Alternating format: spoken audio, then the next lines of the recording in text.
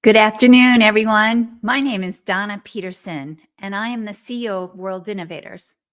But besides being a CEO, I am a marketing, I don't want to say geek, but I'm always thinking about marketing. And you might say, why? Well, yes, it's my profession, but I find it to be so interesting. And sometimes you can leave your space. So I deal predominantly in the industrial space, but I can leave that world of industrial marketing and just look around you at different ways people are marketing things. So this past weekend, my husband and I are there watching Palmer's tournament of golf. And I started looking at all the players. And the one thing struck me is now the logos that these players are wearing. You can look at some of the players, they'll have a logo here, they'll have a logo here, they have a logo on their sleeve, on each sleeve, and then one on the back. And then let's add a logo to their hat and to their golf bag. And I'm looking at all these logos and I understand it. The companies want to get their names out there. But there's so many logos on some of the players, it's really hard to really concentrate on one, except for Scotty Scheffler. Now, he has the one logo, the Nike sign, usually on his chest, sometimes on his back and on his hat. And boy, does that stand out. You see it right away. You recognize it. And I started to think about how whenever you're doing your marketing materials, you've got to think about a minimalist, minimalistic approach. Why can't I say that word right now? I don't know why, but you have to think of an approach where there's not as many advertisements. There's just one, or put that white space in between so that when they look, they can concentrate on one thing. But if you have several different logos there, you can't concentrate. That's when you look at places to maybe place your advertisements on website pages or even place an ad in a magazine. You want to kind of make sure that you've got some nice real estate that's all your own. You don't really want to be placing up banners where it's banner, banner, banner, banner, banner, banner. And let's banner, banner, banner. People can't take it in. But if you can get yourself a spot where you're standing alone on your own, people are going to be able to focus more on it. They're going to be able to look at it. They're going to be able to recognize the company. I have to tell you, I watched so many players. My husband was ready to kick me out of the room because I was like, oh, that one has 4. That one has 3. Oh my goodness, did you see that logo? And he's like, Donna, I'm not here to look at logos. I want to just watch the golf. Leave the room. He didn't really say that. He appeases me. He has the whole conversation with me about, oh yeah, I see what you're talking about. But I know at the end of the day, he thinks I'm absolutely nuts because it doesn't stop there just with golf. It's the same thing. Like I go to a restaurant and I'll see something, or I'll see what an airline does, or I'm in the airport and I'm like, why did they do that?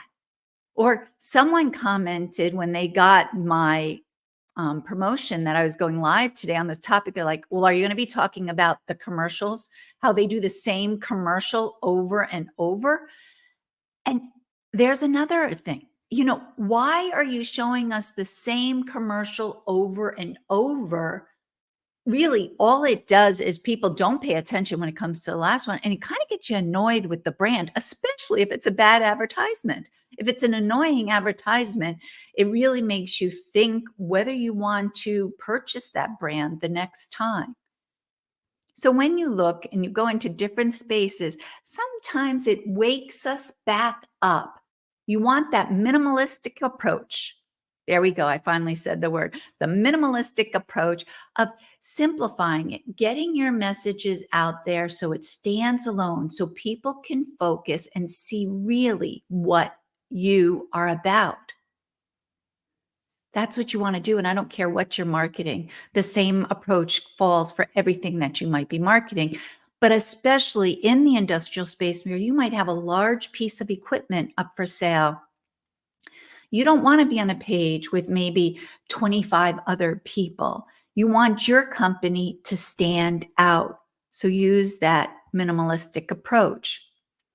The second thing I saw as I was watching golf this past weekend, or really, it wasn't just this past weekend, you had the waste management tournament, you've had your travelers tournament, and now you just had, what was it, MasterCard, who was the major sponsor of the Arnold Palmer tournament. Don't tell me there's no point in branding, because why are these big brands out there? Why do you go to sporting events and always see kind of that billboard for Coca-Cola or Pepsi or Google or Amazon, whatever it might be? Branding is important. I don't care how old your company is. I don't care how well you are known. You've got to always be branding. You've got to keep your brand top of mind. So look at those people. Obviously those brands don't need to be out there like that, but they are. And do you remember it? Yes, you do. Here, yes, I watch golf. I don't watch tons of it, but I know that these brands are out there and they're sponsoring these tournaments. So when you sit down and you start to look at your marketing, don't just say, oh, well, how many leads do we get? We're only concerned with leads. I believe it or not, I had a client who did that once. I went in, we started talking about their result, blah, blah, blah, how many emails they sent, did they place any ads, what number of leads? And they're like, well, how many sales do we get?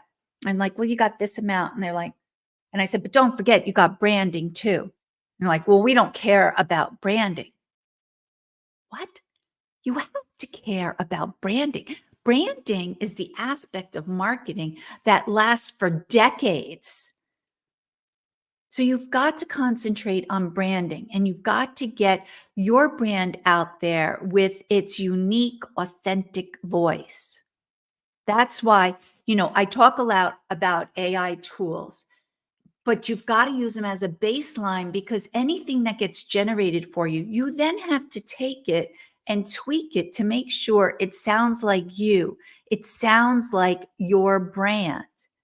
But you always have to be out there branding. And then the other thing you see with these golf tournaments are partnerships